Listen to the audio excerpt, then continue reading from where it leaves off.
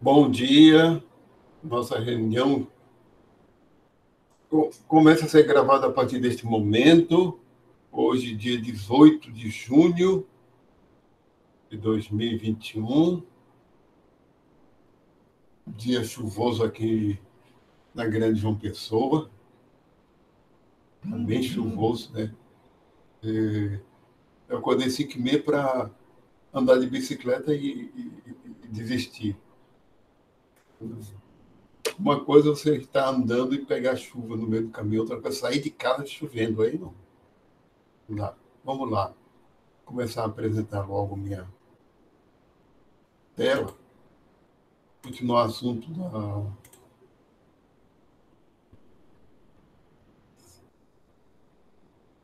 semana passada.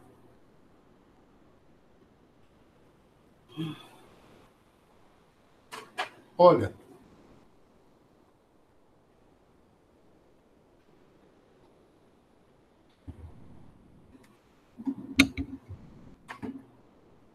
é o seguinte.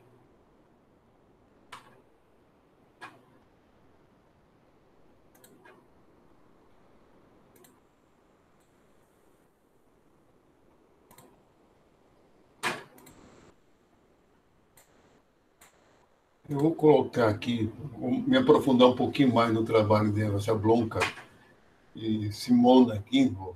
Vou me aprofundar um pouquinho mais. E tem mais outros assuntos, certo? Justamente o que eu disse para vocês. Como tem que estar com muito conteúdo, a gente está com um pouco de folga de tempo, eu posso conversar com vocês sobre assuntos contemporâneos da biologia, certo?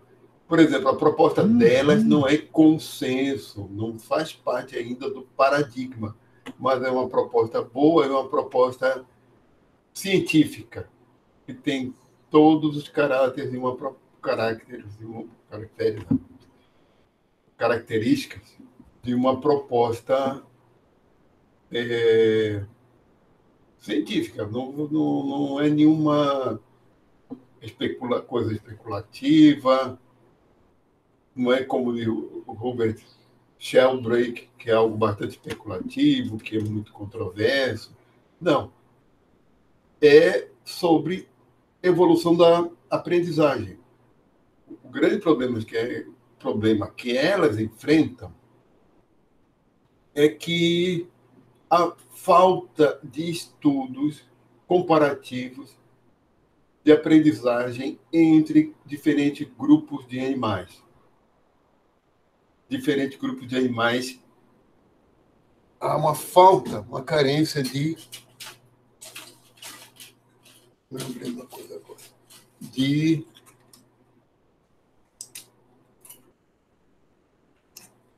estudos comparativos. Então, elas se valem dos estudos que existem, certo? E um momentinho.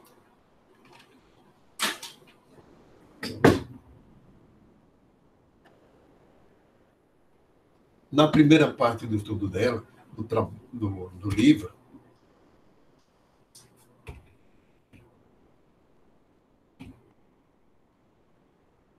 certo?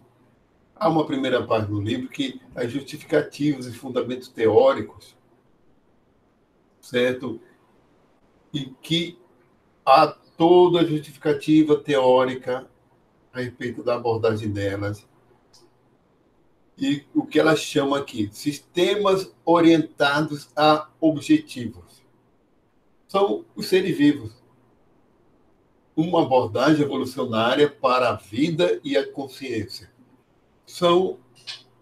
Esses sistemas são os seres vivos, porque mesmo os seres vivos não conscientes e que não exibam aprendizagem, eles têm um objetivo inconsciente, mas tem que é a sobrevivência, certo?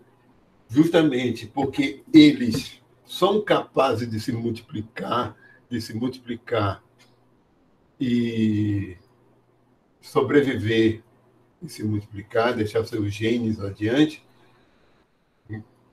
inclusive a arqueia, bactérias, etc. Por isso, eles têm um objetivo. O objetivo não significa ser consciente. Então,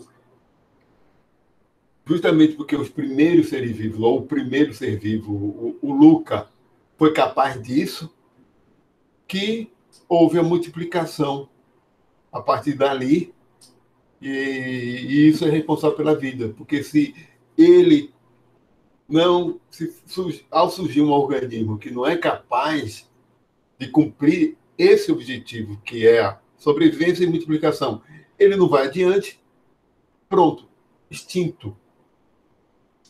Né? Todos os seres vivos que deram continuidade, lógico que eles tiveram esse objetivo, e esse objetivo não precisa ter um design, um projeto anterior, inteligente, e isso é algo muito diferente. Um momento, acho que tem gente querendo entrar na sala.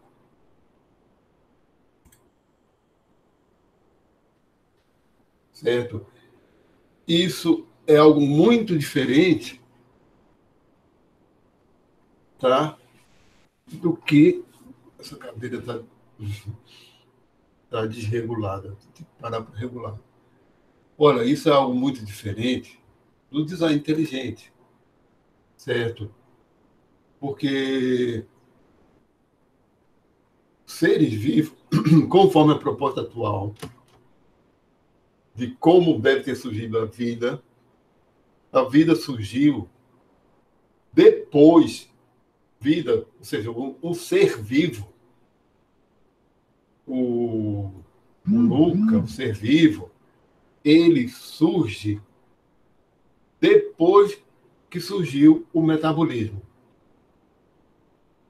Ou seja, primeiro surgem moléculas simples,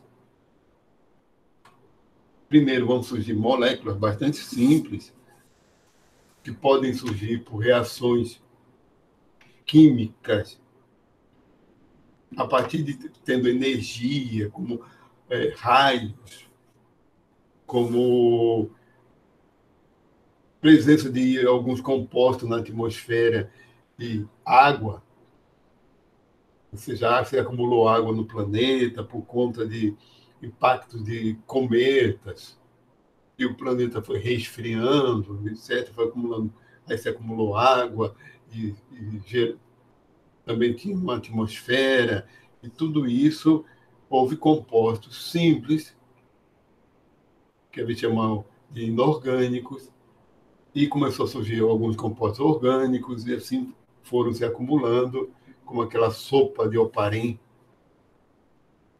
certo? Eu já falei para vocês, por exemplo, que o monossacarídeo mais abundante da biosfera é a glicose. E, quimicamente falando, ele, ou físico-quimicamente falando, é um monossacarídeo mais estável. Ele primeiro houve acúmulo de moléculas como glicose. Em algum momento surgiu aminoácidos dos mais variados tipos. Aqueles muito grandes, instáveis, não ficaram. Então, começaram a aparecer os estáveis, mesmo aqueles que não foram usados em proteína. Depois começa a surgir outras moléculas mais sofisticadas, mais complicadas, desde que estáveis naquele ambiente, a partir de algum momento, começa a, a ter forças para fazer a união entre elas, e elas começam a interagir também entre si, promover reações, e com esse acúmulo, em algum momento, também começa a surgir o metabolismo. Olha, porque um ser vivo, ele obedece às leis da físico-química. Ele é um sistema físico-químico. Ele não vai contra a entropia, etc. Uma máquina vai. Então, não dá para comparar um ser vivo com uma máquina construída por nós, porque a máquina só existe porque existe uma inteligência. Esse tipo de analogia não funciona porque um ser vivo não é uma máquina. Certo? É um sistema, uma bactéria, ela se mantém por si mesma e se multiplica por si mesma.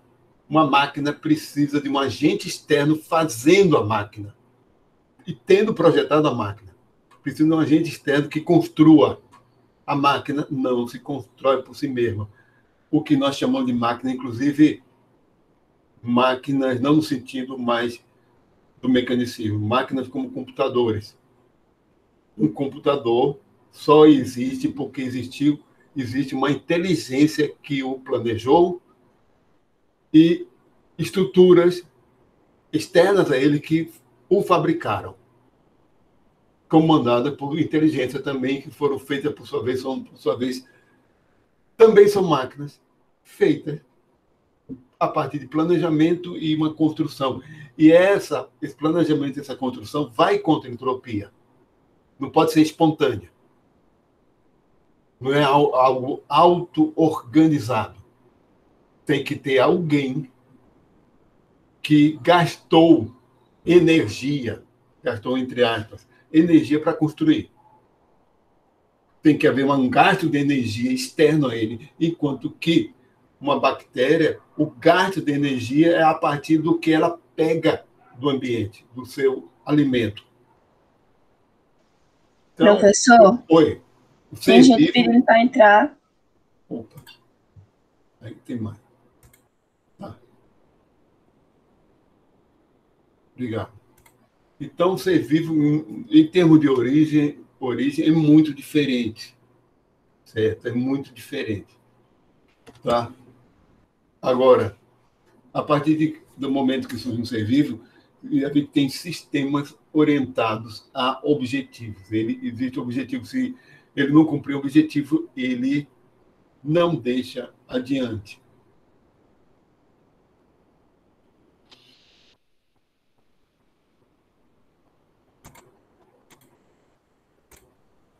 Certo? Isso que elas chamam disso. Então, é uma abordagem evolucionária para a vida e a consciência. Certo? Consciência surge como uma consequência da aprendizagem. E a aprendizagem surge como uma consequência do processamento de informações externas. Uma bactéria tem que processar informações externas, mas isso não significa aprendizagem mesmo. Né? Realmente a aprendizagem já é uma consequência da evolução do sistema nervoso. Certo? E elas fazem aqui nesse segundo capítulo delas, colocam uma perspectiva histórica de Lamarck, a neurociência da consciência emergentista, perspectiva neurobiológica. Eu vou continuar aqui, para não... Aqui, porque elas citam todas as dificuldades que se tem para o estudo sobre a consciência, né? Porque consciência é uma questão do qualia, e realmente existem muitas barreiras para o estudo objetivo de uma coisa subjetiva. Recapitulando, né? Porque a gente diz que o conhecimento de primeira pessoa é o chamado qualia. É a experiência em primeira pessoa. É o olhar uma coisa amarela e identificar aquela cor. E quem está identificando é quem está olhando. É meio difícil a gente dizer. Estudo da consciência, estudo do qualia. É aquela coisa do comportamento que quem leigo no assunto às vezes tem dificuldade de entender como é que a gente sabe que um cachorro enxerga daquele jeito. É pelo estudo do comportamento e estudo de neurobiologia também.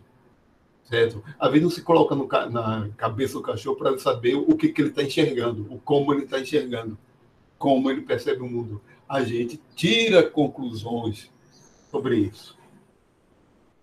Então, por exemplo, há poucos anos atrás, pelo menos na minha época de estudante, há poucos anos atrás, se dizia que cães, gatos se enxergavam preto e branco. Não é exatamente assim. E também o tipo de visão deles é um pouco diferente da gente em termos de foco, de resolução. Acho que, se não me engano, gatos enxergam tons de amarelo, tons de azul. Eles têm dificuldade com vermelho. Se sabe por estudo de comportamento, porque é a mesma coisa. Com o daltônico é mais fácil, né? Porque tem interação em segunda pessoa, que é da comunicação, né? Do pesquisador com o daltônico, de saber de ver que ele não conseguiu distinguir certas cores, não é capaz de distinguir, para ele é uma coisa só. E é fácil de saber. Para ele é uma coisa só, e quando se coloca a cor que é igual à nossa, para ele mostrar e dizer, eu vejo tudo como se fosse essa cor aqui. Aí a gente vê, a pessoa normal vê qual é aquela cor, se ele está vendo tudo como se fosse um tom de rosa, né? Aí a deficiência dele é do verde, certo? Então, a primeira questão mesmo que que elas colocam é como quais os requisitos mínimos para a vida. Para existir um ser vivo, tem requisitos mínimos, que ela mostra o modelo do Tibor Gantt, que é a quimioton. Perspectiva sistêmica é o estudo dos seres vivos realmente como sistemas, dentro da teoria geral dos sistemas, como sistemas abertos. Então, há uma perspectiva sistêmica no trabalho delas, ou seja, elas não. Aliás, os seres vivos, atualmente, a grande maioria dessas abordagens são abordagens sistêmicas mesmo, e existe alguns pesquisadores que ainda têm uma mentalidade mecanicista, mas a mentalidade mecanicista atual ela foi, digamos assim, atualizada, ela foi atualizada.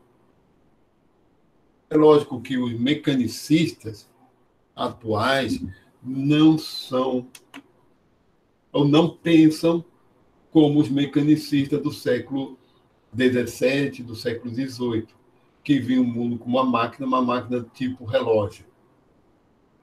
O que restou do pensamento mecanicista, certo, é encarar um sistema como uma máquina, mas por quê?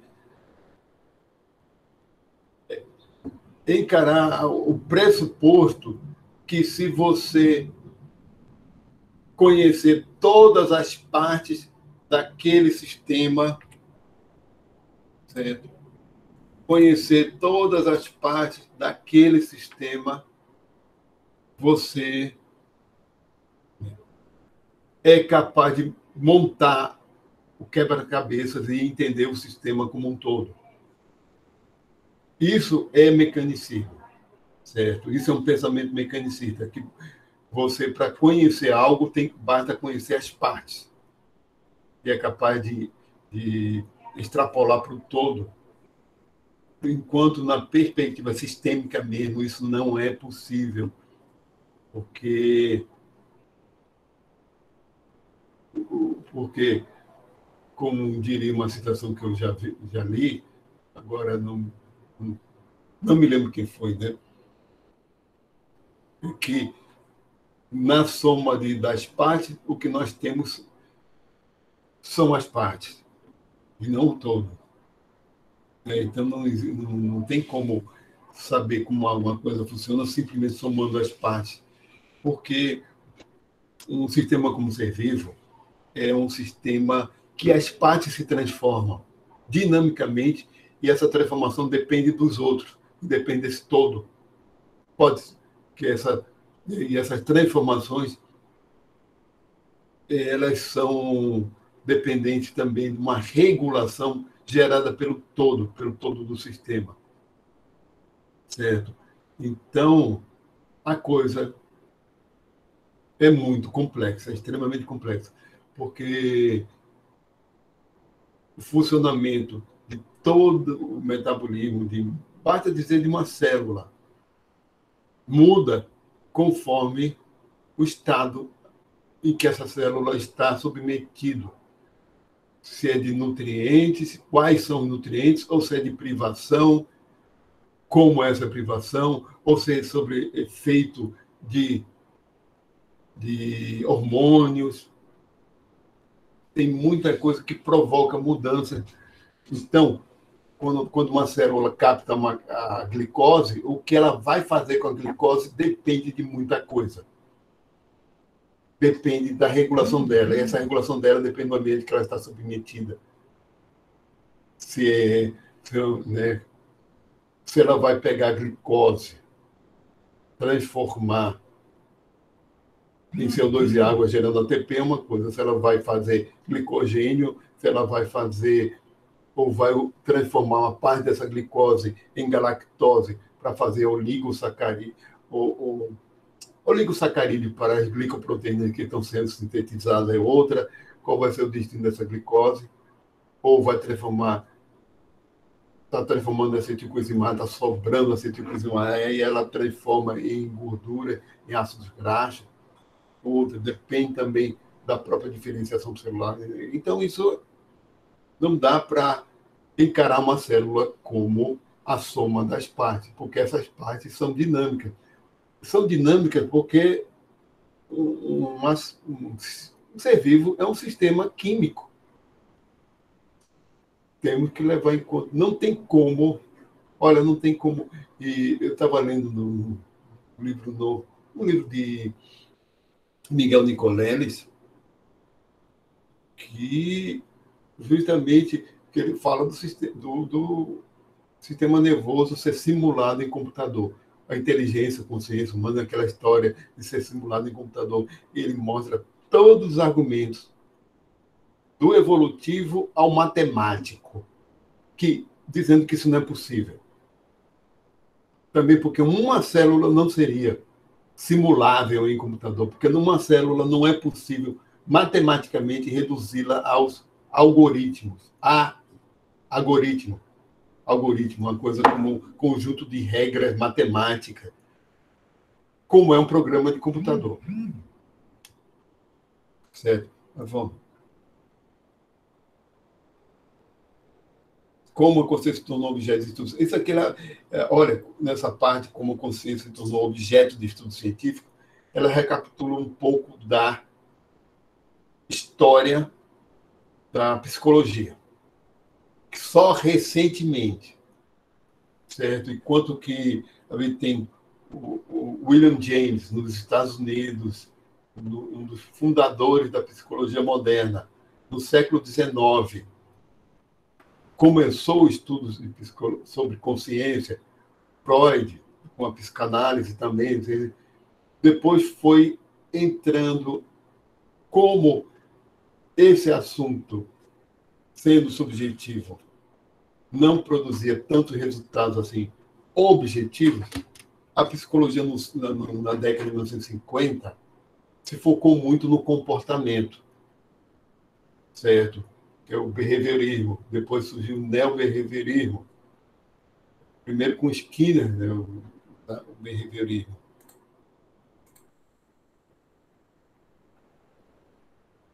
Não tem ninguém querendo entrar, não, né? Porque às vezes a pessoa vem ensinar para mim querendo entrar na sala e some. Aparece aqui, depois some. Eita. Vamos lá.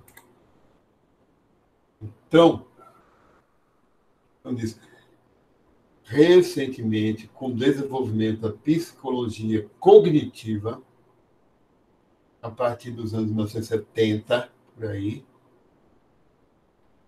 que se se teve a retomada dos estudos científicos da consciência.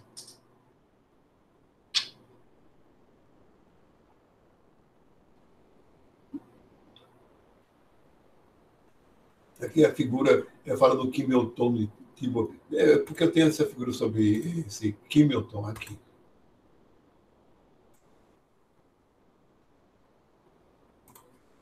Está devagar, né? Vamos voltar para cá. Então, quando surge a consciência nesse sistema que processa e troca matéria, energia e informação com o meio a partir de si, em si e para si? Usando uma terminologia bem, né? Esse a partir de si, em si e para si, porque a bactéria faz isso a partir de si mesma, dentro de si mesma e em função de si mesma. Mas como surge consciência nesse sistema? Ele poderia funcionar sem consciência. Só por reações químicas e acabou.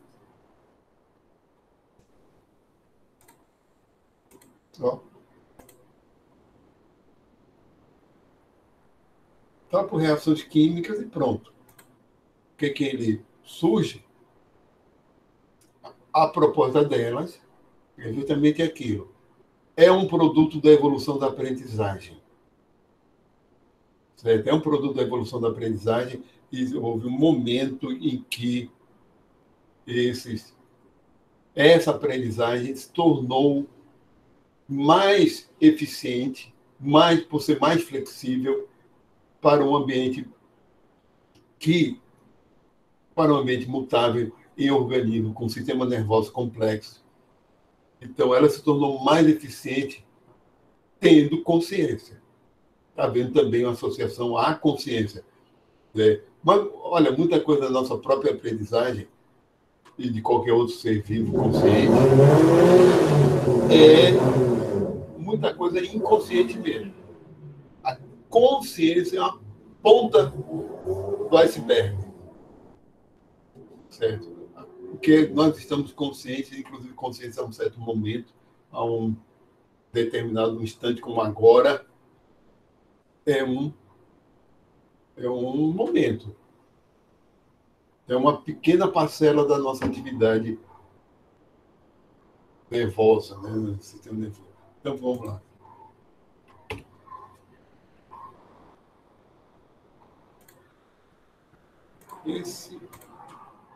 Vou colocar. Tá? Isso aqui é o modelo do Kim Il-sung, de Tibor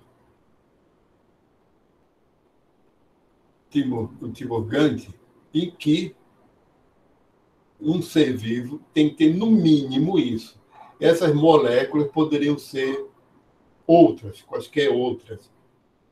Certo? Nas condições da Terra, surgiram essas aqui, esse tipo de molécula que gera uma membrana que separe do ambiente, do resto, para individualizar. A bicamada lipídica foi né, com os fosfolipídios, fosfoglicerídeos, então lipídios anfipáticos foram as moléculas mais adequadas para isso, pelo menos aqui nas condições nossas, né, em que permite fazer uma membrana biológica estável a nível celular, estável nesse nível aqui de célula.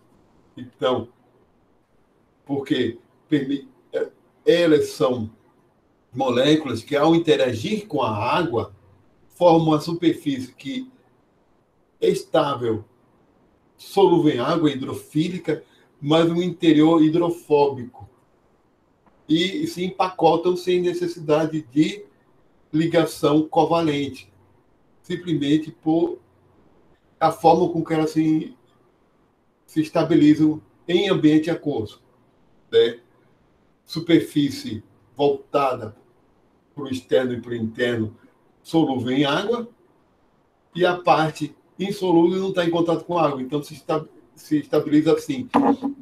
E isso é termodinamicamente favorável para ela, porque é termodinamicamente desfavorável quando uma molécula hidrofóbica, uma molécula sem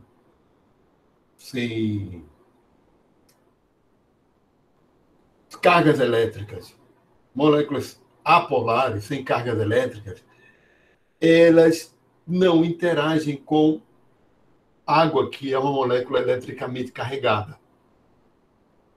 Certo? Essas moléculas em ambiente aquoso é termodinamicamente favorável, porque faz com que a água não interaja com elas e a água acaba ficando num local. Melhor explicar isso em termos realmente físico-químico. O que acontece é que uma molécula dessa ela fica envolvida por moléculas de água que não interagem e ficam só interagindo entre elas mesmas, as moléculas de água. Cria-se um bolsão hidrofóbico, digamos, uma única molécula dessa dentro d'água, certo? E essa estrutura é organizada. Há uma queda da entropia. Há uma queda da entropia. No momento que aparece outra molécula dessas e esbarra, outra hidrofóbica esbarra com essa primeira, o que acontece? Se desfazem aquele bolsão hidrofóbico, ao invés de ter 2 bolsões hidrofóbicos, passa a ter um só, porque ficam menos moléculas de água ligadas, ocupadas em 2 bolsões hidrofóbicos, passa a ser um só. Então, a tendência dessas moléculas é se agruparem para diminuir o número de moléculas de água que estão sem fazer ponte de hidrogênio. Elas começam a fazer ponte entre si e fica o menor número possível de moléculas de água num único bolsão hidrofóbico com aquelas moléculas hidrofóbicas. Então, elas ficam se arrumando, se aglutinando. E isso é a tendência de moléculas hidrofóbicas dentro d'água. Certo? A tendência espontânea é elas se organizarem de forma a aliviar o número de moléculas de água que estão sem fazer ponte de hidrogênio. Otimizar o número de moléculas de água. Quando a molécula de água fazem ponte de hidrogênio, temos entropia máxima para o sistema. Certo? E quando é uma molécula anfipática, tem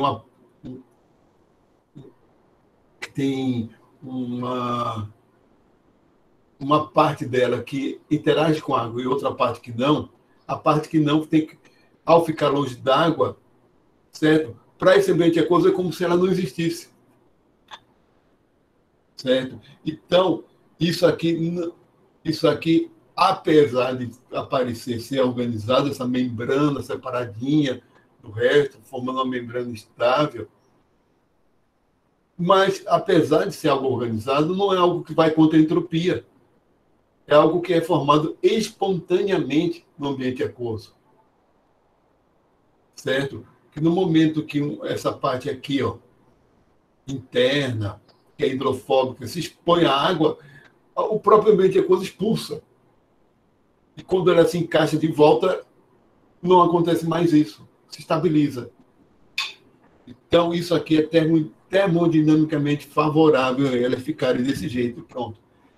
Então, vai ter que ter uma membrana para separar do resto, certo? Para isolar, senão não temos um ser vivo. Se ele não tiver a sua individualidade, a gente teria só reações acontecendo.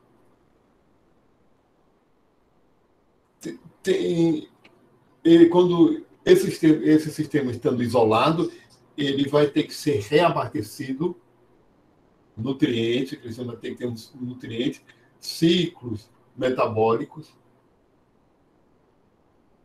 vai ter que ter formação da membrana para repor, vai ter que se livrar dos refugos metabólicos, do lixo, né? E vai ter que ter um subsistema também, tem que ter o subsistema metabólico e tem que ter o informacional. para permitir a replicação dele. Então, um ser vivo, no mínimo, ele tem isso. Condição mínima.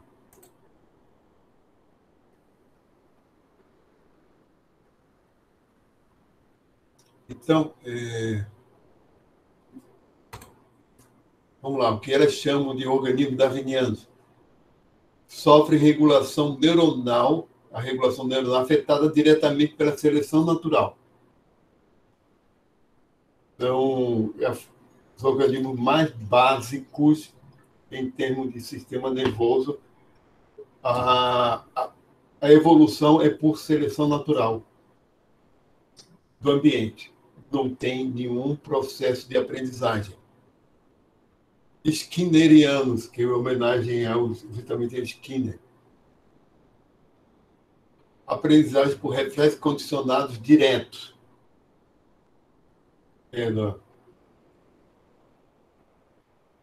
Que não há nenhuma garantia de ser consciente isso.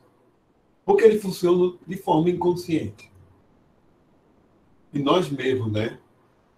O que é condicionado a gente faz de forma inconsciente, como teclar no computador, ou pegar uma coisa que está caindo depois que ele toma consciência do que é o automático, né? Popperianos, aprendizagem com capacidade de planejamento e ação antecipada, né? É um planejamento e uma ação antecipada, certo? O condicionamento direto é como reflexo condicionado, por exemplo. Enquanto que aquilo, quando vai para a caça, busca por água, por alimento, ou por parceiros, tem que haver um planejamento anterior. Isso é objeto de uma aprendizagem, certo? Que eles chamam de antecedência. E o organismo gregoriano, em homenagem a um psicólogo, Richard Gregory, que é a nossa capacidade de aprender de forma abstrata. É a aprendizagem abstrata, que gera a nossa cultura simbólica, como a gente viu na teoria da dupla herança.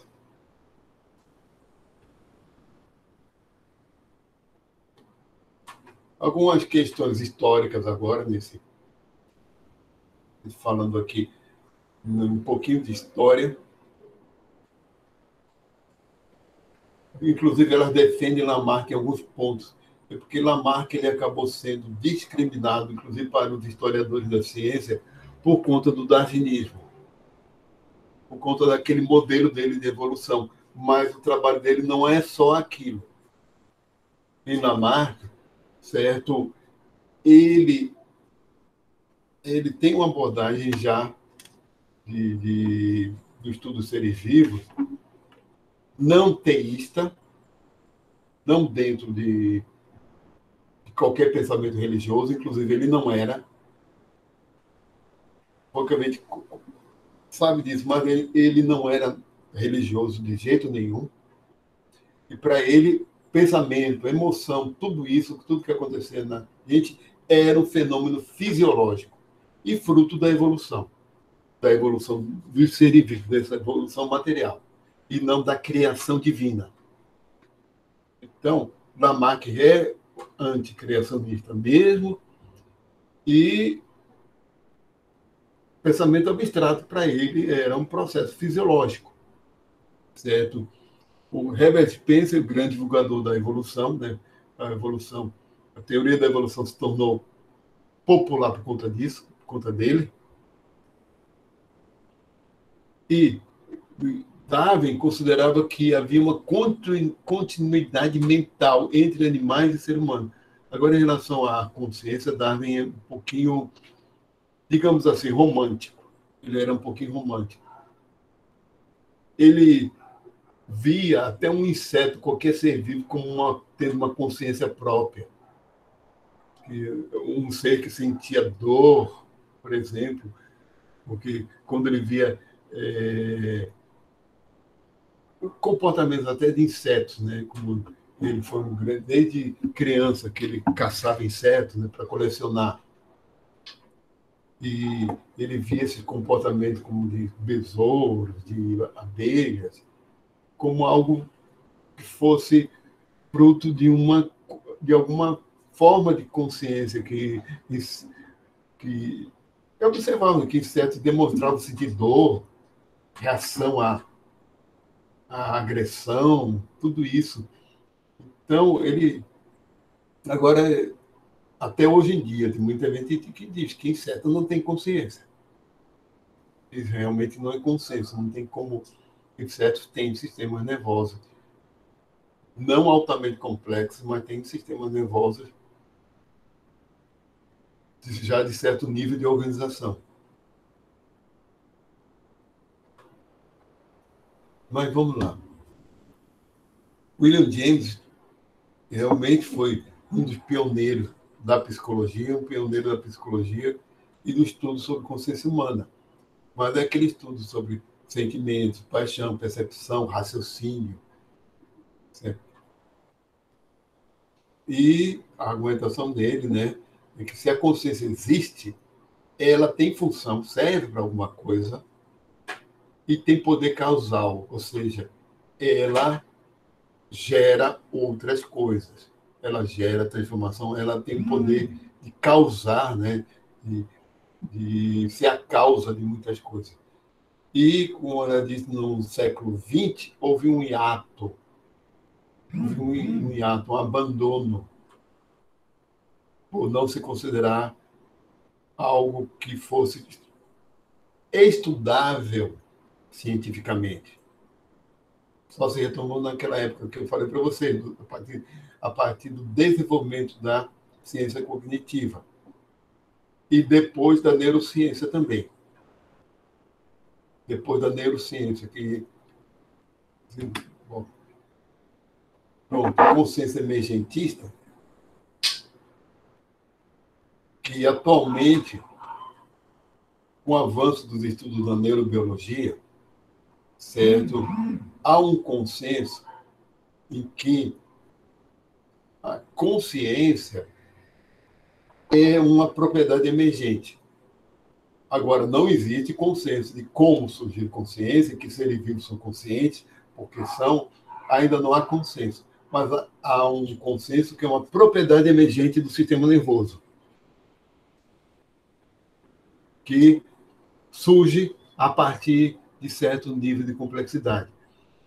E elas consideram que isso surgiu por conta do aumento da complexidade da aprendizagem. Então, a argumentação a partir da neurobiologia diz que a atividade neural é uma coisa global, certo?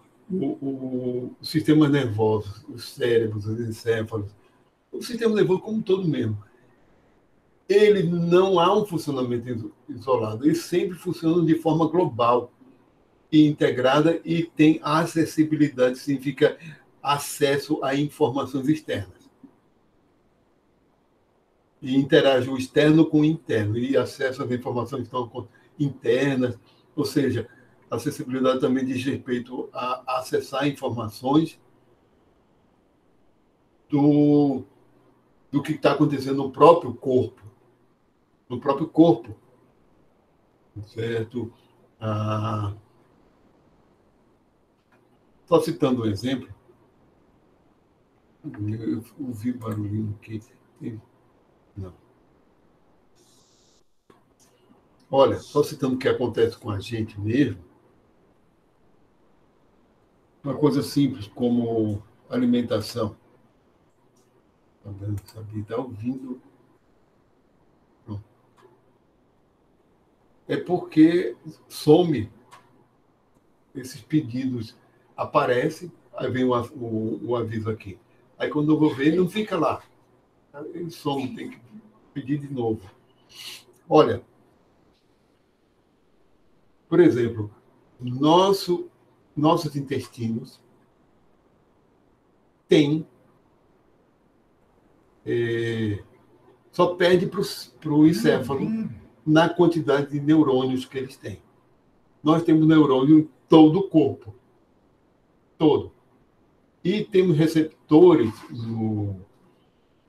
nos receptores no intestino que são capazes de avaliar o tipo de alimentação que a gente está tendo. E informar isso de algum jeito, né? É uma informação, há sinais, se disparam sinais para o sistema nervoso, para o encéfalo, de que nutrientes são esses. Não é em forma do jeito que ele está imaginando, mas há uma percepção dos nutrientes. Inclusive, existe também a percepção de que há coisa tóxica, por exemplo. Algo que tem um potencial para ser danoso ao nosso corpo. Já no intestino, o que acontece? O que acontece? Diarreia, por exemplo. Ou se sabe que aqueles nutrientes está havendo certa deficiência. Então, inconscientemente, isso não é coisa consciente, nós vamos ter a tendência nas próximas refeições, temos a tendência a compensar essas deficiências. Inconscientemente. Olha, animais não têm nutricionista, certo? Eles se alimentam de forma equilibrada a partir justamente dessa interação entre o sistema digestório e o sistema nervoso. Certo? Ele sente fome por causa de um sinal do sistema nervoso, e o sistema nervoso sabe que existe deficiência no organismo, tudo entre aspas, né? Porque esse sabe não é consciente. Então, sabe que existe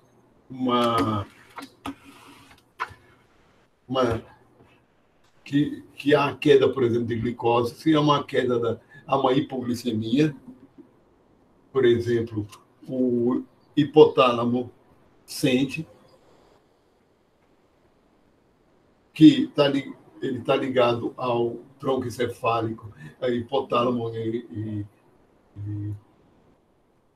que manda o sinal para o sistema digestório para o estômago, que há uma liberação de gastrina, de certos hormônios para se preparar para a alimentação, e isso gera a nossa sensação de fome. Que já é outra coisa, a sensação de fome já é um produto desse estado fisiológico. É um produto desse estado fisiológico. Cadê? Esse aqui no vizinho. Então, tudo isso, acessibilidade, ligação e unificação, eles são extremamente... Olha, e a ligação é extremamente dinâmica, as conexões, as sinapses. E o processo também há uma seleção do tipo de ligação que é feita de acordo com a aprendizagem e como é que o sistema nervoso está interagindo com o resto. Plástico. A plasticidade não é nem tanto no que nascem neurônios, morrem neurônios, eles são repostos.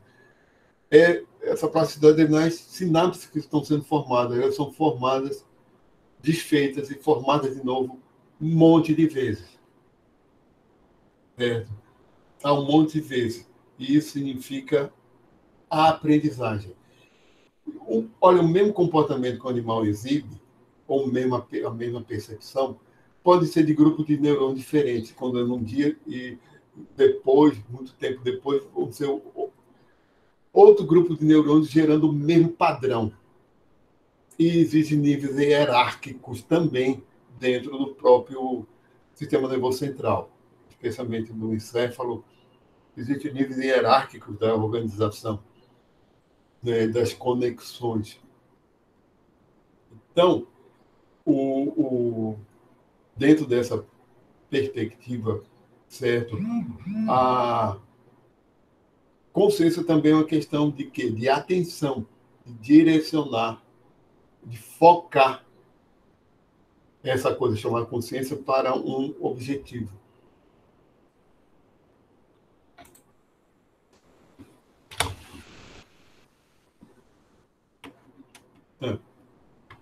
Outra característica, intencionalidade, temporalidade dos estímulos. Os estímulos estão dentro do espaço-tempo, né? Valores, emoções, objetivos, guia para o comportamento, que o comportamento é guiado a partir do estado emocional. Aliás, eu tenho aqui a apresentação de que complementa isso. A evolução das emoções. Que as emoções são fundamentais nos nossos objetivos e na nossa aprendizagem.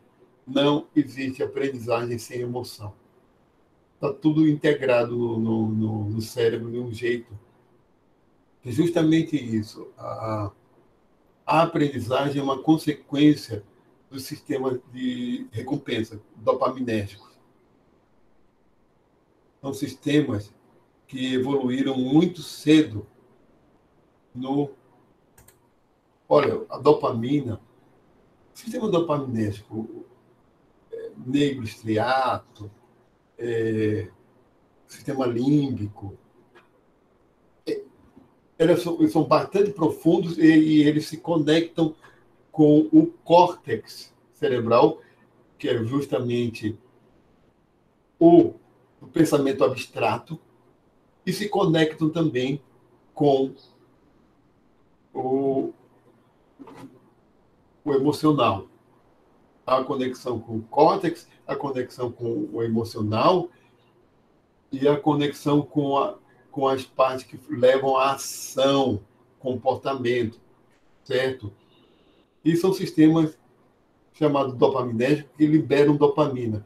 Quando um animal faz uma coisa, está em processo de aprendizagem e faz uma coisa, e essa coisa é avaliada de forma recompensadora para ele, há uma liberação de dopamina no sistema nervoso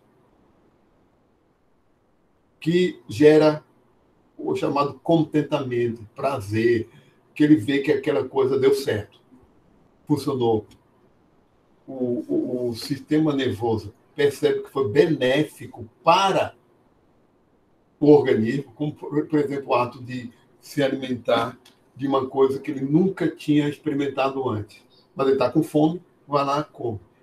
O sabor é agradável. Comeu e não fez mal, digamos assim. É agradável, não fez mal, que passou pelo sistema digestório, o sistema nervoso, a partir do digestório, avalia que aquilo é nutritivo, que aquilo é bom. Tudo isso gera resposta no sistema dopaminérgico, né? Que essa resposta, em termos de qualia, em termos do que o animal sente, é prazerosa, certo? Porque aí o sistema nervoso libera dopamina faz com que o animal sinta que aquilo é prazeroso e estimula o animal a repetir o comportamento.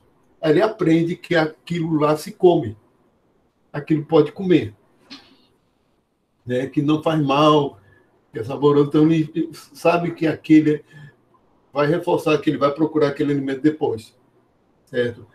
Só um parênteses, né? Porque praticamente todas as drogas de vício atuam na dopamina, mas não significa que elas façam bem. Porque o que faz bem esse negócio, a dopamina está responsável pelo sistema de aprendizagem e que faz com que um animal repita o comportamento posteriormente. Faz com que ele fique repetindo, ele é capaz de depois planejar, né, de ir atrás de novo daquele alimento. Por exemplo, quando eu caso de alimento.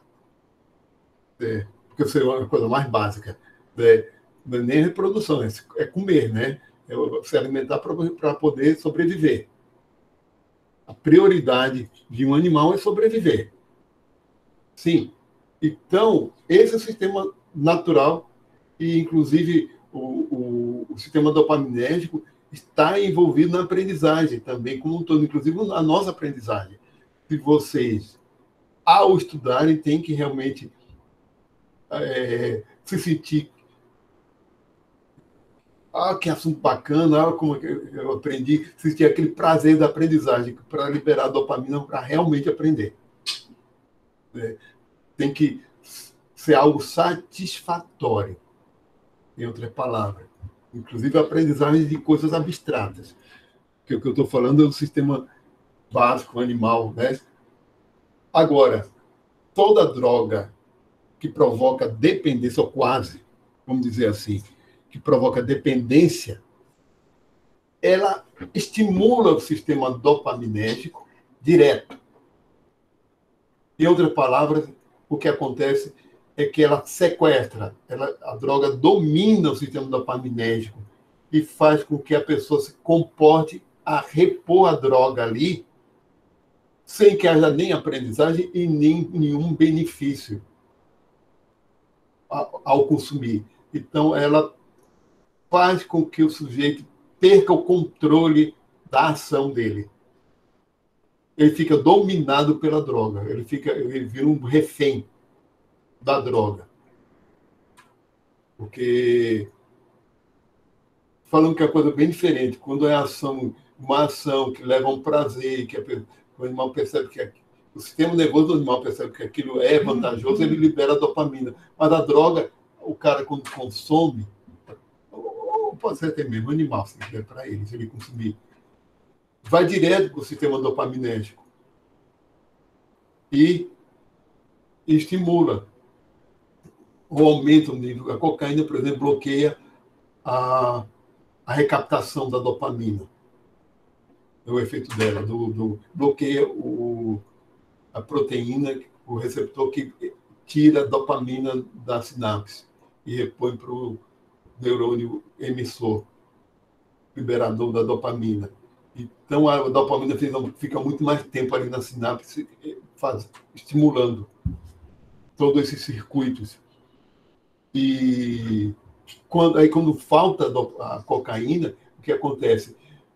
Esse circuito já está adaptado até aquele nível de dopamina, aí aquele nível cai, né? Porque com o tempo o neurônio que está emitindo dopamina, ele começa a fazer menos, porque tem mais na sinapse, fica mais na sinapse, e começa a sintetizar menos por um processo regulatório. Quase todas as drogas são assim, acabam substituindo o natural. Por isso ela tem que, digamos assim, para poder ter a mesma sensação, tem que sempre consumir.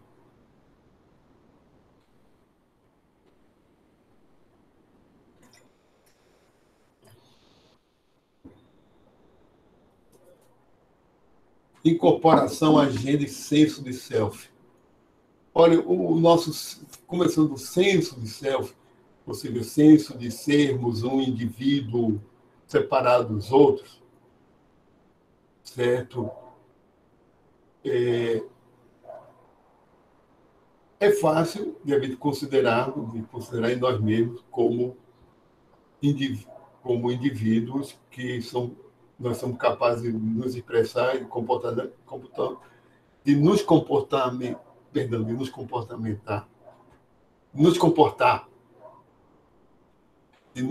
de determinado modo, etc. E como é que a gente sabe que um animal tem senso de self? Uma indicação disso,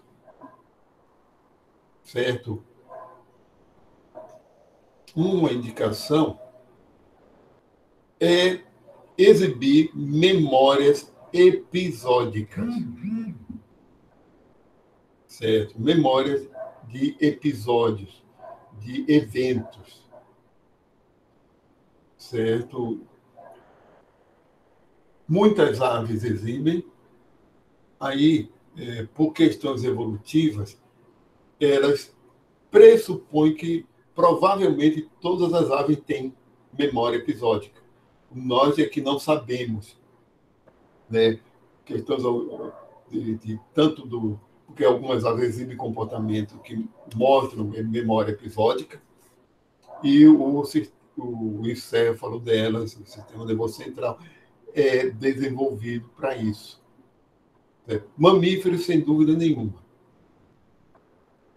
Todo mamífero que se estudou se viu que tinha memória episódica, certo? E isso é um forte indicativo de que ele tem senso de self. Um animal, quando mostra que tem memória para episódios específicos, porque em inglês mostra que eles cumprem os 3 Ws, né? Os 3 W, quando, onde e por quê. Tudo com W em inglês, né? Cumprir esses 3 Ws, há um forte indicativo de senso de que que aquele animal tem consciência da sua individualidade. Tem consciência que ele é um indivíduo. Certo? Além de ter consciência, tem consciência de que é um indivíduo. O senso de self não é necessário para o qual? Para a consciência básica. Mas já indica que é uma consciência de individualidade. Outra coisa que eu... Por isso eu disse, tem muita coisa que não é consenso nem entre biólogos, até porque muitos biólogos não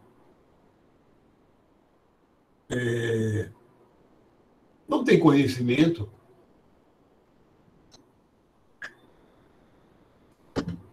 Agora eu me lembrei da palavra sem ciência, certo? Porque vi até uma postagem, não sei, sobre um videozinho com uma postagem, que os animais, que os cães são sencientes, porque os cães, ou seja, os cães têm sensibilidade, sentem dor, sentem emoções. Olha, dentro do que eu estou falando para vocês, a chamada ciência é uma coisa mais básica. Mamíferos, cães, porque a gente convive muito bem, gatos, eles têm consciência, eles só não têm domínio ou capacidade de ter pensamento abstrato, de ter o domínio do símbolo, de ter a capacidade de conceber o que é um símbolo, um abstrato, certo? Agora, senso de self provavelmente tem. Não só consciência, mas consciência de que eles são indivíduos separados dos outros. Isso é o senso de self. Então, é uma questão agora só de definições. A ciência é uma coisa mais básica, é sensibilidade. Certo? De acordo com alguns autores, todo ser vivo é senciente. Tem algum nível de senciência. Certo? E as emoções surgem a partir dessa sensibilidade já consciente de como é que estão os nossos processos fisiológicos. Batimento cardíaco, sensação de frio e de calor no corpo, e frio na barriga, um bocado de coisa aqui que é fisiológica, mas que a gente sente como estados emocionais. Porque o nosso sistema aí, por causa da evolução, gerou emoção para que haja ação, para responder esses estados fisiológicos. que, por sua vez, foram consequência da avaliação do sistema nervoso em relação ao ambiente. Falando num exemplo mais simples, o animal que é atacado por um predador, né? Ele, ao ser atacado, o sistema nervoso percebe, dispara na corrente sanguínea epinefrina e norepinefrina, que dá um monte de respostas fisiológicas e metabólicas, e promove também que o animal fuga, dependendo da circunstância, ou ataque de volta, se ele tiver raiva. Realmente, o ataque de volta, quando esse disparo gera a raiva, né? Gera o sentimento de essa emoção básica chamada raiva, ou a fuga com medo, né? Mas são estados fisiológicos que reportam a necessidade de uma ação por causa de algo que está acontecendo, como é o ataque de um predador. Então, esses estados fisiológicos são anteriores ao sistema nervoso ter qualia, ter consciência e perceber como o que a gente chama de emoção, né? Mas vamos lá. É isso aí, passar direto. Aqueles são as ondas, né? Gama, beta, alfa, teta, são as ondas cerebrais. No primeiro estudo da consciência, se fala disso porque essas ondas delta e teta não há consciência. Sono profundo. Alfa, acho que teta é sono profundo, se não me engano, delta já é de anestesia. Uma diferença assim. Alfa é da sonolência, muito relaxamento, mas tem consciência. Mas a vezes tem pouca capacidade de focar quando está em estado alfa. A gente fica meio... É aquela zonzeira, né? A gente não fica com grande capacidade de atenção. Tem a tendência à dispersão. Quando está em onda alfa mesmo, a gente não está consciente, mas não tem capacidade grande de se concentrar. Beta e gama são as típicas da vigília. Gama, quando há muita concentração, há muita atividade cerebral focada. E beta é a nossa vigília normal. Provavelmente vocês todos estão em beta, inclusive eu. É a vigília normal. Gama é um estado de concentração grande.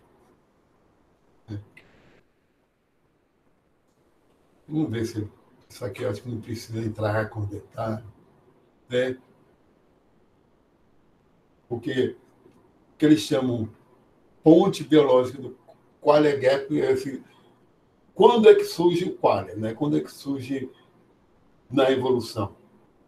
Qual foi a conexão? Qual foi o evento evolutivo que permitiu surgir a partir de seres que não tinham?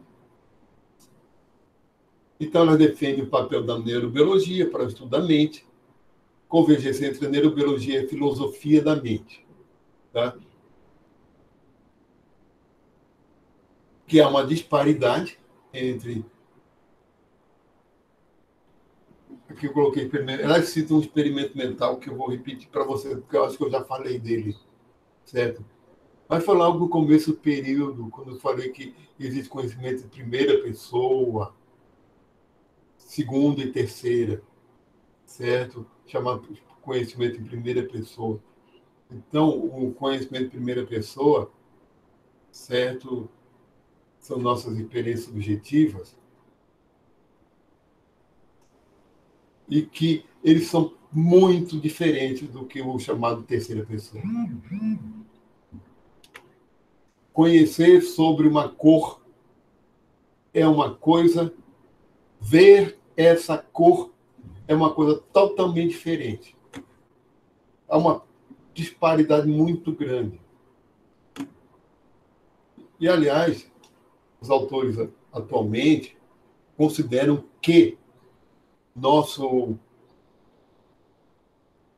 representações mentais do que da natureza, do que a gente vê, do que a gente sente, cheiro, som, etc. Não são realidade física no sentido ao pé da letra. Para começar, como história, realmente a nossa percepção do mundo é uma construção virtual do nosso cérebro. Ele constrói um mapa virtual, uma representação virtual, só está aqui dentro da cabeça. E todos os animais são assim. Mas se é algo virtual, se não é real, não pode ser real. O que é real é a radiação eletromagnética. Então, imagine que uma radiação eletromagnética de determinado comprimento de onda, nosso sistema nervoso interpreta como cor, como aquela coisa subjetiva, cor, certo? Que a física atual já reconhece que aquilo é uma radiação, todas as características, tem equações, e aquelas também é outra representação. Esse conhecimento em terceira pessoa é uma representação também, é um modelo, é um mapa da realidade, não é a radiação eletromagnética. Então, como é que é a radiação eletromagnética? Realmente, se a gente não visse nem soubesse o que ela é. Então, vocês estão, eu acho que estão entendendo onde eu quero chegar. Realmente, a realidade não é nem... A realidade não é nenhuma das duas coisas. O que existe de real mesmo é radiação eletromagnética. Mas não é a palavra radiação, essas palavras, radiação eletromagnética, não são aquelas equações, não são aqueles gráficos. Aquilo é tudo representação nossa. Já é simbólica. Certo?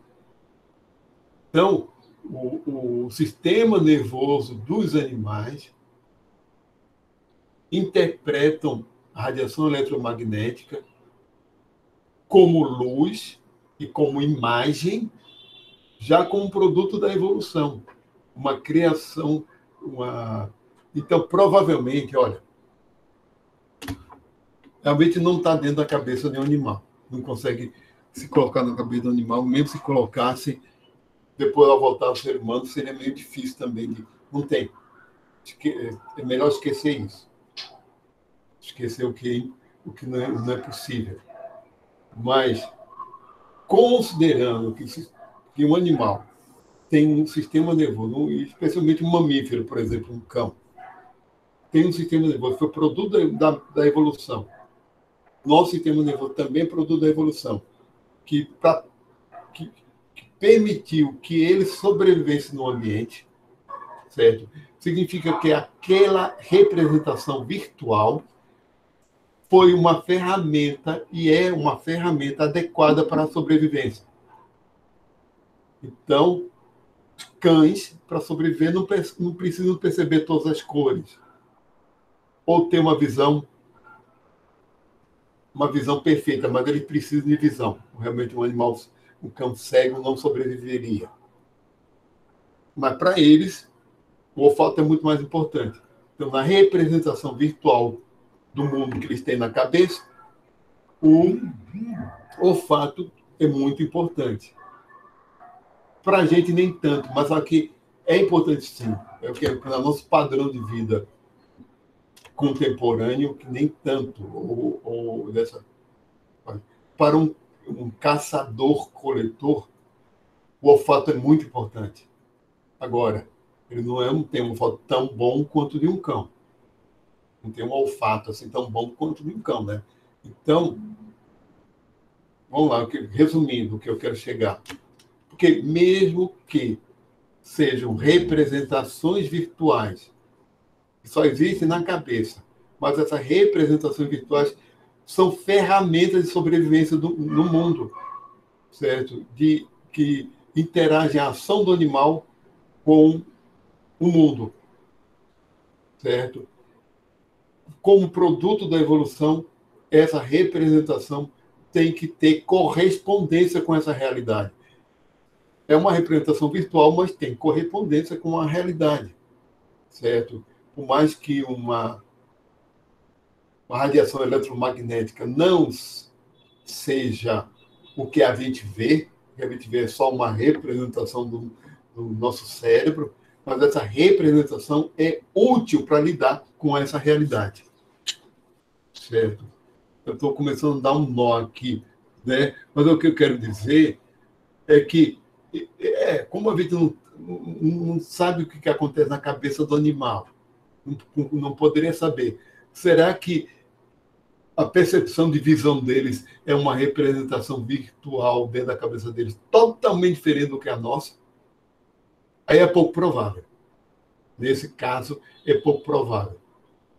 Porque eles têm que ter uma representação que permita ver o mundo, se deslocar no mundo. Então, provavelmente, eles veem também. Som também deve ser bem semelhante, apesar da audição deles ser. A diferença está nisso, que eles não veem todas as cores que a gente vê. Em compensação, uma ave vê mais cores, vê um espectro, tem uma capacidade de espectro de radiação eletromagnética mais amplo e consegue focar mais a distância e tem uma acuidade visual melhor. O peixe tem também um espectro de visão de cores bem diferente da gente por viver dentro d'água, no ambiente. Então, é questão de sobrevivência no ambiente.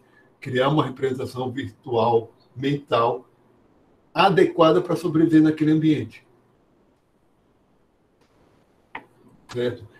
Então, os estudos de etologia, de psicologia animal, psicologia cognitiva, junto com de neurobiologia, convergem para isso.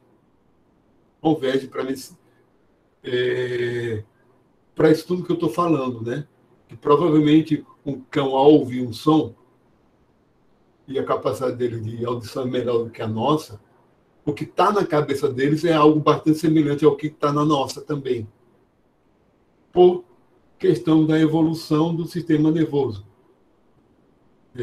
Som com vibrações elásticas, etc. Isso é em terceira pessoa. Esse experimento mental, agora esqueci, sempre esqueço, eu tenho que olhar no livro. Olha, foi feito um experimento mental na década de 1980, quando começou discussão sobre isso, sobre percepção e neurobiologia. Foi um filósofo que propôs esse experimento. Suponhamos que eu vi que tinha uma falha nele, mas eu vou fazer uma ligeira modificação. Suponhamos que a gente pegasse uma pessoa e ela fosse criada no ambiente preto e branco, mas é melhor dizendo que tem uma pessoa que nasça com algum problema de visão e que ela só enxergue preto e branco. Suponhamos uma pessoa cega para cores. Suponhamos que essa pessoa seja cega para cores, mas que ao longo da vida dela, ela estude tudo que é possível saber. Não só o que a gente já sabe, mas o que a gente vai saber um dia ainda sobre cor. E ela se dedica à neurobiologia e também saiba todo o processo da formação dos padrões de disparo de neurônios que é responsável pela visão de cor. Sabe tudo o que é possível saber sobre cor e sobre a visão neurológica da cor. Aí, tudo, inclusive o que ele não sabe ainda.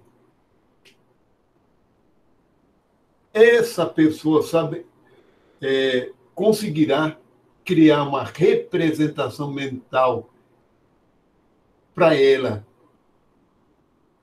mesma. Ela conseguirá ver cor, em outras palavras, dentro da cabeça dela. E outra pergunta: se ela se curar dessa visão de preto e branco e passar a ver cor, quando ela começar a ver cor mesmo, ou seja, no qualia, como uma experiência subjetiva, ela vai acrescentar algo ao conhecimento dela, ou ela já sabia tudo que tinha que saber? A resposta da grande maioria, pode perguntar aí para você, mas muita gente mesmo, a grande maioria da pessoa vai dizer que vai acontecer algo sim, que ela vai aprender algo ao ver cor de verdade. Ao ter a experiência subjetiva da cor, ela vai acrescentar um conhecimento a ela que ela não tinha, que é o conhecimento em primeira pessoa, certo? Porque ela só tinha conhecimento em terceira pessoa. E ver cor, até porque os cegos que dizem, né, que ele não consegue entender o que é a cor. Se diz, né, que uma pessoa não consegue explicar para um cego o que é uma cor. Eu já vi muitos anos atrás um cego falando em uma entrevista que eles conseguem muito bem perceber a como a cor afeta emocionalmente as pessoas. Mas eles realmente não podem saber, se eles não têm experiência do que é cor. É. Como estados mentais, como raiva, afetam medições fisiológicas. Aí isso já é uma coisinha mais técnica, aquele exemplo. É, certo? Porque o que já se sabe é que o estado fisiológico é anterior à consciência da emoção. Certo? É algo anterior. A alteração fisiológica primeiro para mim depois sentir que estamos com raiva. Nós não estamos com raiva e mudamos nosso estado fisiológico. A raiva é produto do estado fisiológico, por exemplo. Medo é um produto do estado fisiológico. O organismo se preparar para aquilo, primeiro. É aquele toma e, digamos assim, o estado emocional é só um reforço para a ação, para realmente fazer com que aquele animal reaja, né? E realmente, como a dinâmica neuronal gera a mediação entre qual e o self, é muito complexo, é um bocado complicado isso. Isso ainda, ou seja, isso ainda não tem resposta. Como? Certo? E qual a função da consciência? A explicação para isso é que o indivíduo consciente permite a ele uma maior flexibilidade de aprendizagem e comportamento. Quando surge a consciência, ela permite um aprimoramento da própria aprendizagem.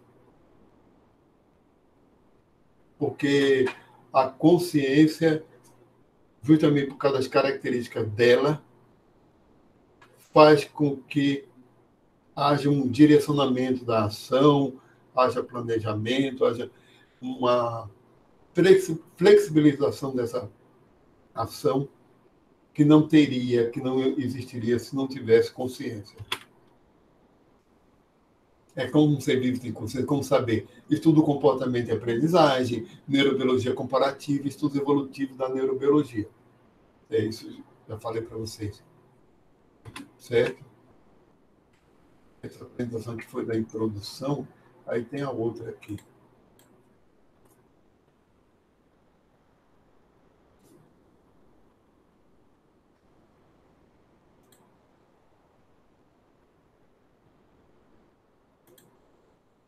Vocês comigo. Vamos até as 10 agora.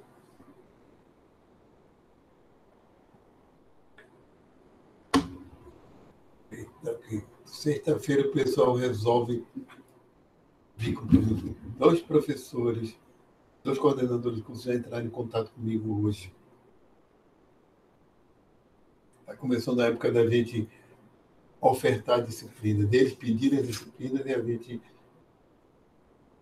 ofertar, e vai ter que escolher professores. Bom, ó.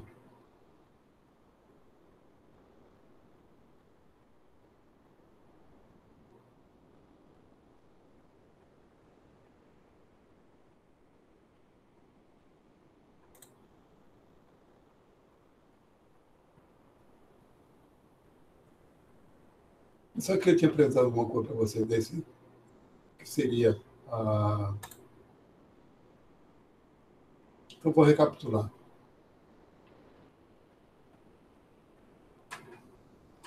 Eu fui falar na realidade dos tipos de aprendizagem, né, que é a aprendizagem ali, por conta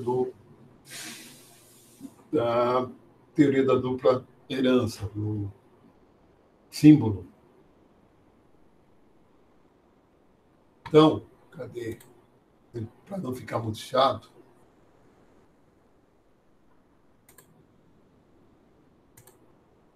certo?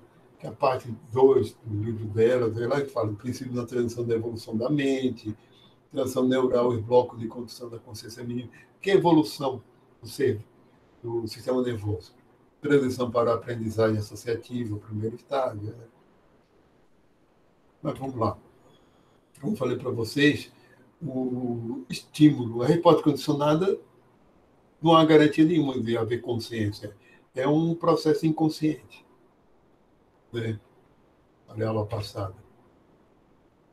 E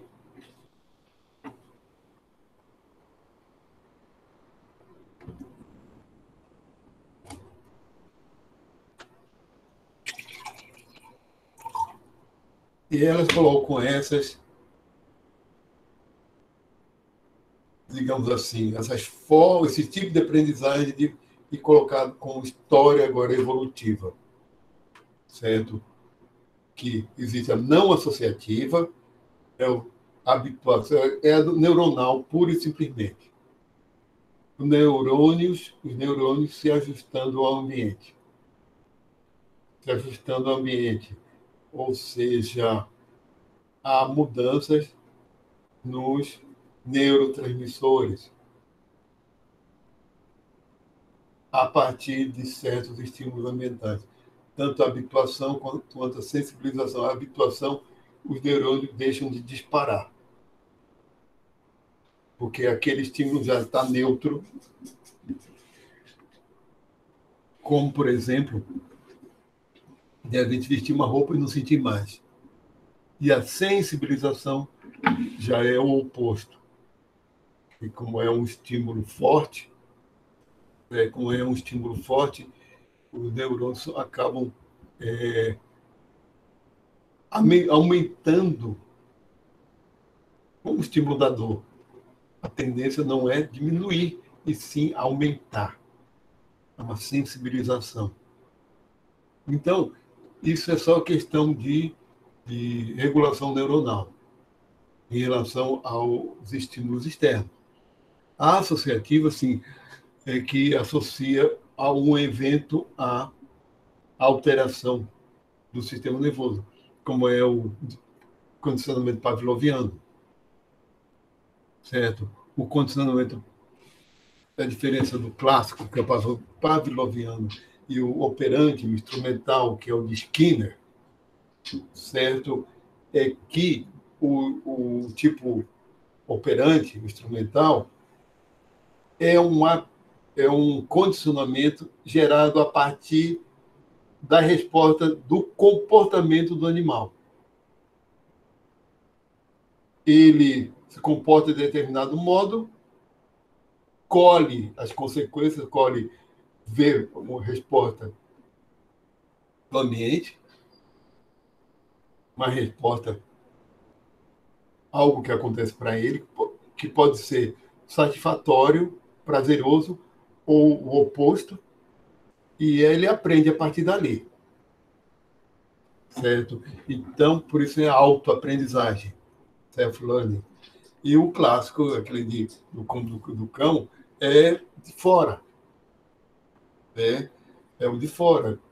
É uma aprendizagem que é de um de eventos que não são produto da ação do animal. É como isso aqui mesmo, né?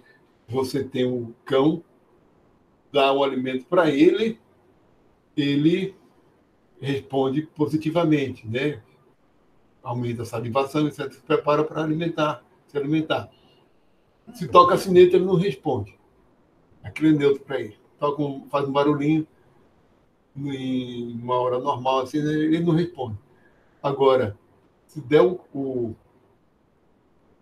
alimento, se der a sineta e justamente logo depois der o alimento para ele, depois de várias vezes, basta tocar a sineta que ele começa a salivar, começa a sentir fome, porque se condiciona. Esse é o tipo de condicionamento que elas chamam de clássico, que é externo ao animal. Não foi produto da ação do animal.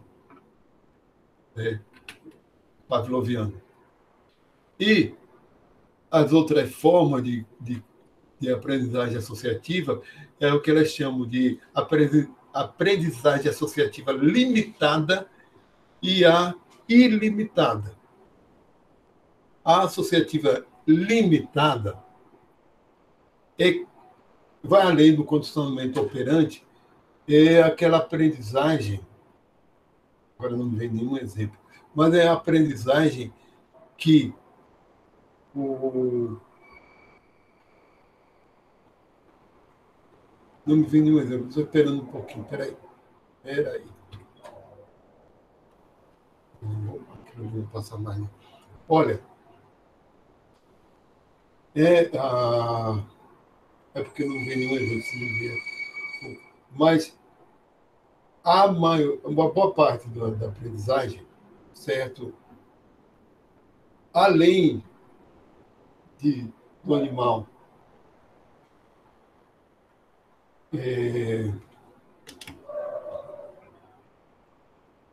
criar uma associação, certo? Essa associação, quando é limitada, ela se restringe àquele tipo de estímulo. O tipo de estímulo está muito mais associado ao tipo de estímulo do que a um estímulo específico, certo? Mesmo assim, é só um tipo de estímulo. Eu queria algo mais... Porque, olha, na interação do animal com o ambiente dele, certo? Ele não só vai ter que se limitar a alguns... Por exemplo, no condicionamento instrumental, esse condicionamento operante, é uma ação específica gerando uma resposta. Inclusive, essa resposta pode ser chamado por experimento do Skinner, né? Que esse é o conceito de Skinner, que pombos em gaiolas com alimentadores que era necessário apertar. Tem várias teclas e quando eles acertam aqui que deixa cair o alimento, certo? Depois de várias tentativas, eles conseguem acertar que cai o alimento. Aí, o alimento caiu. Depois de algumas tentativas, eles memorizam isso. Uma ação específica levando uma resposta como é o da queda do alimento, da disposição do alimento para eles. Então, ali é uma aprendizagem operante, instrumental, certo? Saber qual tecla picar para cair o alimento, certo? Certo? E em outros experimentos, o alimento caía, não tinha nada para acontecer, mas o alimento caía aleatoriamente. E muitas vezes o pombo associava um comportamento dele como virar a cabeça para o lado esquerdo com a queda do alimento. Então, ao fazer isso, cria uma associação de causa e efeito quando não existe. Ao ele estar com fome de novo, ele vai procurar virar a cabeça para a esquerda para o alimento cair. Só que como cai aleatoriamente, pode ser que depois de insistir muito, acabe caindo mesmo. Aí vai reforçar o comportamento supersticioso. O comportamento supersticioso. Como associar, certo? Então, na associativa limitada, certo? Não é só questão de um tipo de comportamento, uma só ação, certo? Uma só ação, uma ação bem específica. E sim, é muito mais, por exemplo, aprender o horário adequado para encontrar determinado alimento. Ele vai lá, já aprendeu que determinado alimento é mais frequente no começo do dia, ou no entardecer.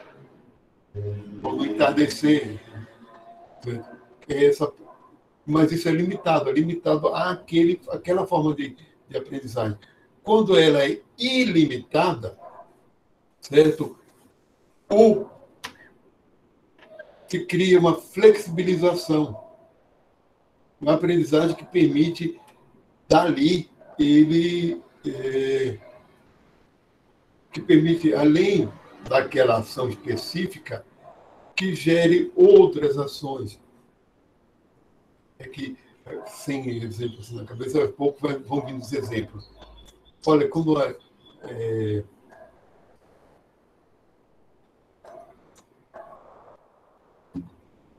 por exemplo,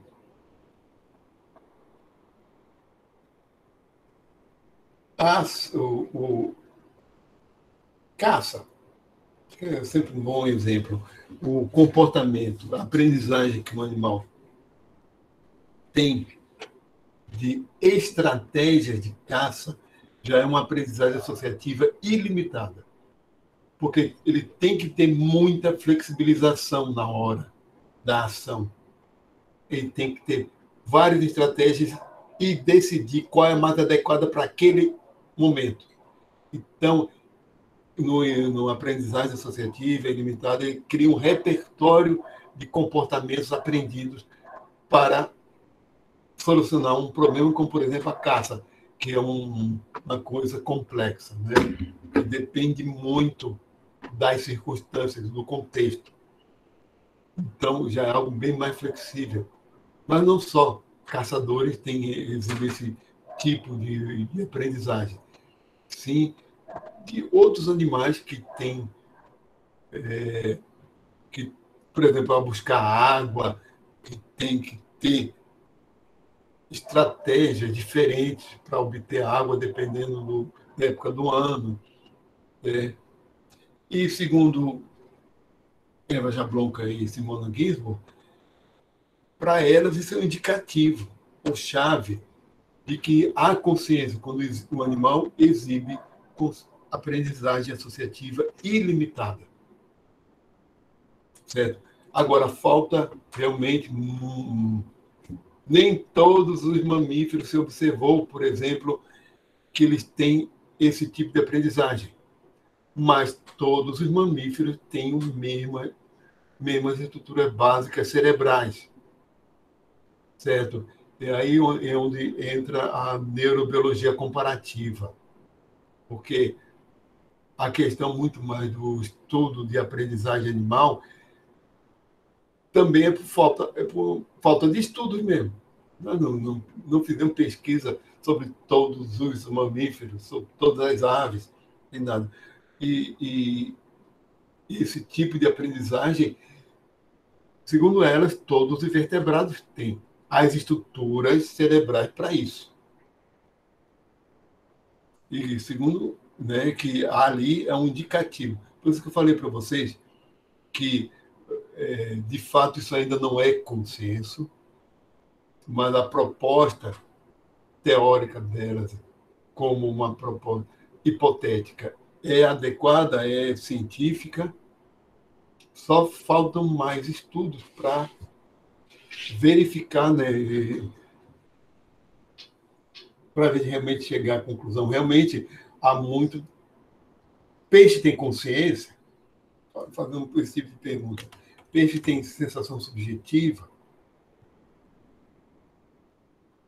Segundo ela, provavelmente tem. Provavelmente tem. O caso é muito difícil saber, né? Com peixes e anfíbios, répteis, é muito difícil de saber. Mas, segundo elas, que estão usando isso como uma marcação de estado basal de consciência, né? Aqui ele fala daquela evolução do sistema nervoso, os modelos de evolução do sistema nervoso, né? É o bilatéria, porque tem dois. Isso aqui não é consensual. Eu não sei como é que vocês estão em sistemática, mas existem sistematas que consideram quando quitenéfora, quando flagelado aqui, quitenéfora mais básico que porífera, anteriores na evolução em relação ao porífero. O que aconteceu é que os poríferos perderam os neurônios, certo? Porque esses são os mais básicos, que tem uma forma naval, né, Céssio, e que quando quitenéfora são anteriores e que por evolução surgiram poríferas, sacozoa e quinidária e bilatéria, né? E isso aqui são os que tem, por sua vez, tem duas grandes teorias. E que a mais aceita é que os neurônios tiveram origem múltipla. Foram adaptações de vários tipos celulares. Isso está fundamentado em que os neurônios são na embriogênese, são gerados a partir do mesmo tecido lá do embrião, que vai dar origem à epiderme, né? Eles se aprofundam. E outra coisa é que são muitos neurotransmissores diferentes. E que os neurônios, na realidade, têm muitos papéis, não só tem um tipo de neurônio. Porque a outra teoria é que o neurônio foi uma célula única que se diversificou. E aqui, vários tipos de células que convergiram em termos de função e se associaram. E houve uma convergência por conta da função, do tipo de função. E aqui é a mesma coisa. Também tem origem múltipla e origem simples, única, de uma célula única, mas só com porífera na base. Depois que tem néfora, né? Isso é questão lá dos sistematas, né? Questionar para o sistema. Quase 10 horas. Aquilo que eu falei para vocês, né? Só recapitulando. A aprendizagem associativa, o chamado aprendizagem pavloviana, ou por condicionamento operante, é muito básico. A Pleaser califórnica tem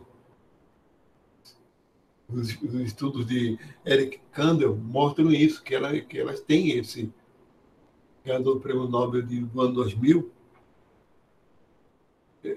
fazem reflexionando e ele mostrou qual é o modelo mesmo dos neurônios que estão envolvidos nessa aprendizagem, o condicionamento, canais envolvidos, canais de cálcio, né?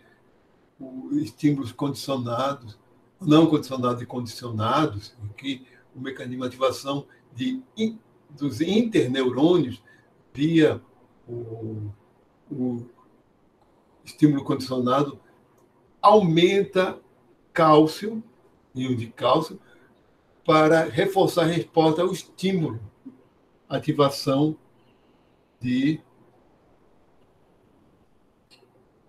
desse tipo de receptores. Um tipo de receptores. Né? Aqui esses modelos não vão basal, sensibilização curta, como funciona os neurônios. Não, porque a aula da gente não é de neurobiologia. Tem duas formas aqui: basal, sensibilização curta, sensibilização longa, condicionamento clássico. São, como é a ativação dos neurônios, que processos moleculares estão envolvidos aqui de forma esquemática. Aprendizagem associativa, né? Primeiro estágio, aqui fala, não, são quase 10 horas, eu vou dar um intervalo, isso aqui já foge da nosso objetivo. Aí tem uma parte muito técnica de neurobiologia e aqui é de psicologia cognitiva. Aqui é psicologia cognitiva. Modelo aqui de camadas, né, de hierárquicos. Modelo elementar, porque são mais de um modelo que existe. Modelo elementar, modelo configural, camada de resposta é a camada de entrada do estímulo e a interna. Como é que estão se associando para ver a resposta. Né?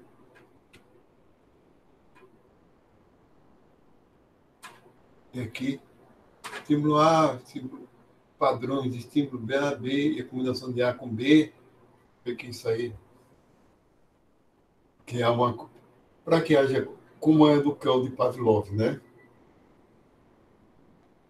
Tem um tipo de padrão, um estímulo neutro, tem um tipo de padrão, estímulo que não é neutro, como um alimento tem outro, e eles se combinam. Há uma combinação de padrões gerados pelo neurônio, aí depois, quando há essa alteração dos padrões dos neurônios, o próximo estímulo neutro, ele vira um condicionado. Comparação dos sistemas nervosos, né? Entre quinidário, proteomientes, artrópodes e vertebrados, que os artrópodes já têm um sistema nervoso hierarquizado, diferente dos proteomientes e quinidários. Eles já têm um sistema nervoso que é hierarquizado. Todos os vertebrados têm esse sistema nervoso hierarquizado. Com hierarquia.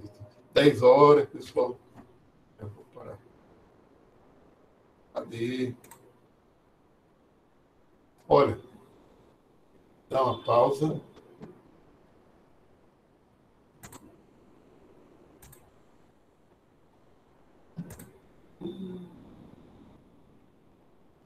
Opa.